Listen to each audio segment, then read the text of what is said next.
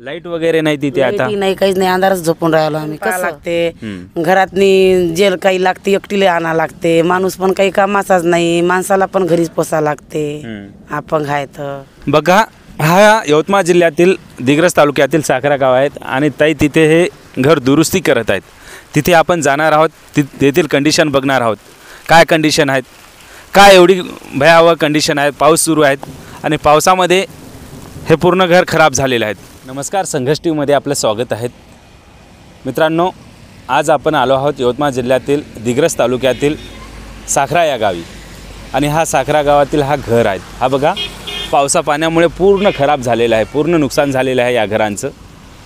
हे बघू शकता तुम्ही. त्या दिवशी पण एक हवा आली होती, खूप मोठी चक्रीवादळ झालं होतं आणि त्यामध्ये हा पूर्ण घर उडून गेला होता आणि 2-4 दिवसाने अजूनही तयार करण्यात आला होता. पण अजूनही आज पाऊस आला आणि आज ही सुद्धा अशी कंडिशन झाली. हा बघू शकता, पूर्ण कपडे खराब झाले.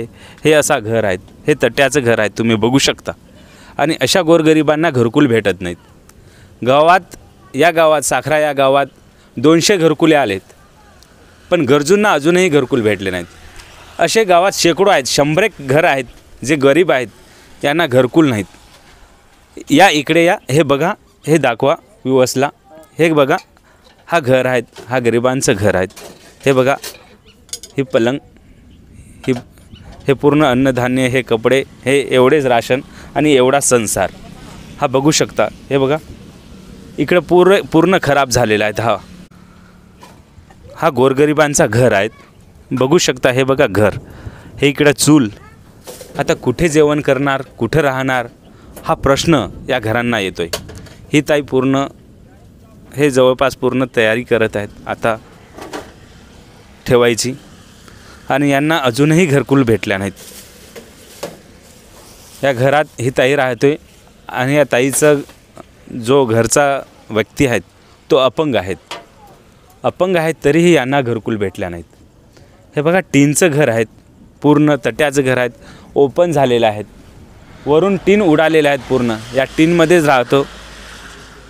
टीनमध्येच राहते आणि इकडे ही बाथरूम आहेत गरिबांची बघा. पण अशा गोरगरिबांना कधीही घरकुल भेटत नाहीत. ही एका गावाची गोष्ट नाहीत, ही पूर्ण यवतमाळ जिल्ह्यातील अशीच कंडिशन आहेत की गोरगरिबांना कधीच घरकुल भेटत नाहीत. असे शेकडो गरीब या गावात राहिलेले आहेत. ताई, मला सांगा, आपल्याला घरकुल भेटलेच नाहीत? नाही. घरकुलसाठी सांगितलं होतं का, कोणाला बोलले होते पण भेटल्या नाहीत? गावात किती घरकुल भेटल्या? गावात भक्कम काही भेटल्या. भक्कम तरी 150-200 भेटल्या, पण तुम्हाला भेटल्या नाही? आधार कार्ड, राशन कार्ड वगैरे आहेत तुमच्या जवळ? सगळंच आहे. हे बघू शकता. आणि तुमचे घरचे व्यक्ती काय करतात? आमच्या घरचं काही नाही करत, अपंग आहेत. शेती वगैरे आहे की काय? शेती वगैरे नाही आहे, काहीच नाही. मग कसं काय घर चालवताय, कसं काय संसार? एकटीच्याच भरोश्यावर. कशाच्या? मजुरीच्या भरोश्यावर. मजूरी कुठे मजुरी करता? शेतीमध्ये जातो, कोणाचंही लागलं. शेतीमध्येच. कोण कोण राहता घरामध्ये? घरामध्ये आम्ही 6 जण राहतो. एक बुड्ढी, 3 लेकरं, दोघं आम्ही. 3 लेकरं आहेत. 2 पोरगी, 1 पोरगा आहे. 2 पोरगी, 1 पोरगा आहेत आणि तुम्ही 2 जण. तुमचे घरचे हे अपंग आहेत, पायाने अपंग आहेत. बघू शकता. लेकरं येऊ शकत नाही कारण जवान आहेत, त्यांना लाज सुटते की आपण येऊ शकत नाही कॅमेरा पुढे. अशा कंडिशनमध्ये बाईसोबत घरामध्ये, हे पूर्ण घरामध्ये राहते. जवान पोरी आहेत, जवान मुलं आहेत, आणि अशा घरामध्ये राहायला भाग पडते. मला त्या दिवशी भेटलो होतो मी ताईचा एक मुलगा खूप कष्ट करून दारव्यामध्ये 18,000 रुपये फीस भरली म्हणते शिक्षणासाठी. MSCIT कम्प्युटरचं काहीतरी कोर्स करतोय. त्या दिवशी तुम्ही पैसे भरले होते मुलांसाठी. किती रुपये ते भरले होते? 20,000 2,000 कमी. 20,000 मध्ये 2,000 म्हणजे 18,000 भरले मुलांच्या शिक्षणासाठी. काय करतोय? Computer course. हो, 11वी झाली. हो, आता कम्प्युटर करतात. कसं काय, कुठून आणले पैसे? काय? 15,000 अंगावर आहेत. कोणाजवळून घेतले होते का? हो, आताही पण आहे. बाहेरून जमा केले. तुमच्या जवळ नव्हते? बरोबर आहे. शेतमजुरी करून कसं काय पैसे रचणार? आता घर बांधणार की काय करणार? ही मोठी परिस्थिती, खूप भयावह परिस्थिती आहे. या घरात राहते, मुलांना शिक्षण शिकवते, या तट्ट्याच्या घरात राहून, टीनच्या घरात राहून मुलांना शिक्षण शिकवते. काहीतरी शिक्षण शिकल्यावर मुलांनासुद्धा ही परिस्थिती जाणवली नाही पाहिजे. त्यांना चांगलं शिक्षण भेटलं पाहिजे, नोकरीवर लागलं पाहिजे, काहीतरी नोकरी भेटली पाहिजे म्हणून शिक्षण शिकवते. काय सांगू इच्छिता घरकुलबद्दल? घरकुली समजायला पाहिजे गावाला बी सगळ्याला बी की बा अशा गरीब लोकांना घरकुली लागल म्हणून. गेलं तर काम नाही करत, आपलं काम होत नाही. कुठेही जाऊ दे आपल्याला, आपलं काम हे सक्सेस होईल म्हणून नाही आहे. गावात तुमच्यापेक्षा गरीब आहे का असे ज्यांना 150-200 घरकुल भेटल्या? नाही. आता तुम्ही पण बघू शकता, यांच्यापेक्षा गरीब असेल का कोणी जे 150 ते 200 घरकुल भेटल्या गावात?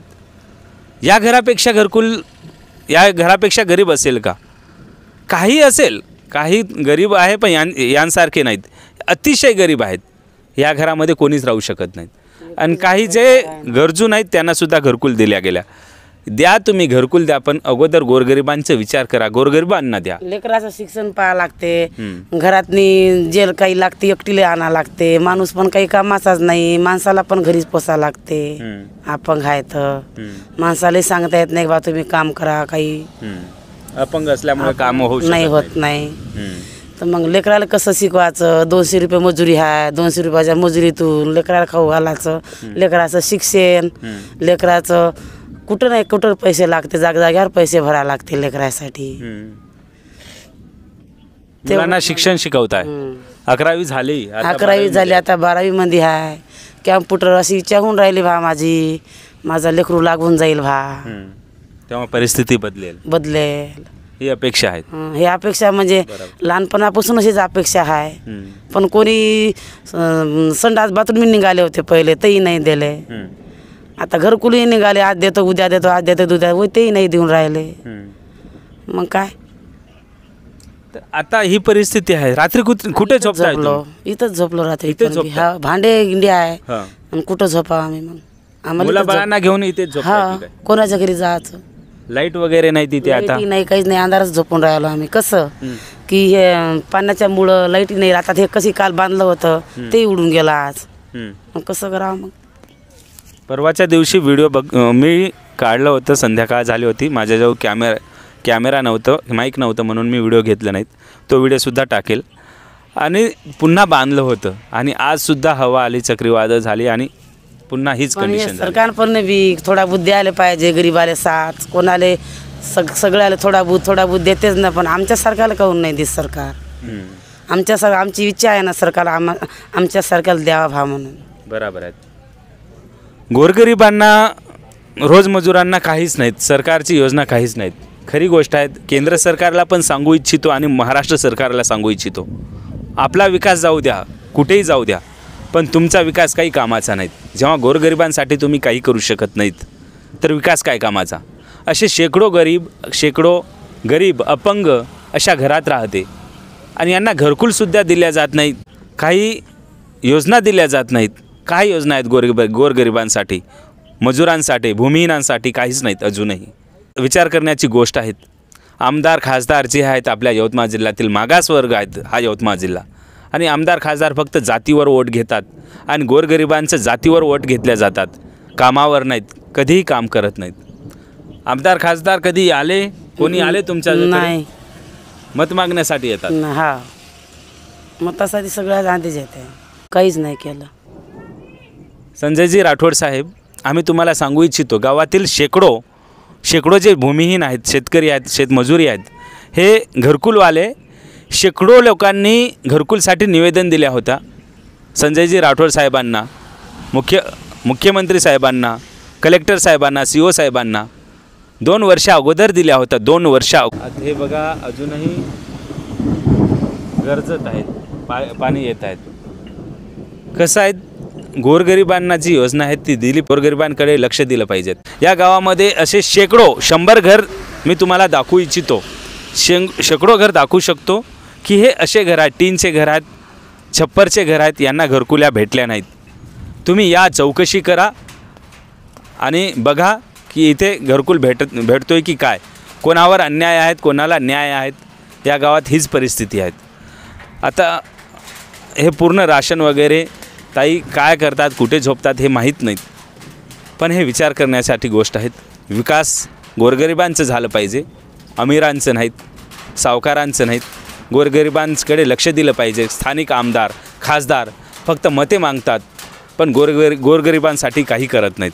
हा घर बघा, हा घर आहेत. पाऊस सुरू झालं आहे, अजूनही हा पाऊस सुरू झाला आहे, आभाळ गरजतो आहे. आणि काय होणार या घराची परिस्थिती हे आपण विचार करू शकताय. ताई या घरामध्येच राहते, मुलं बाळ राहतात. ही मुलगी आहेत, अशी 2 मुली आहेत. ही चालली मुलगी, मुले आहेत. पाऊस सुरू झालं आहे, ताई तयारी करते आहे. मी सांगासाठी माझ्याकडे शब्द नाही. आणि मित्रांनो, आपण एक माणुसकी नावाची संकल्पना चालू करणार आहोत. या 17 तारखेपासून आता चालू करणार आहोत.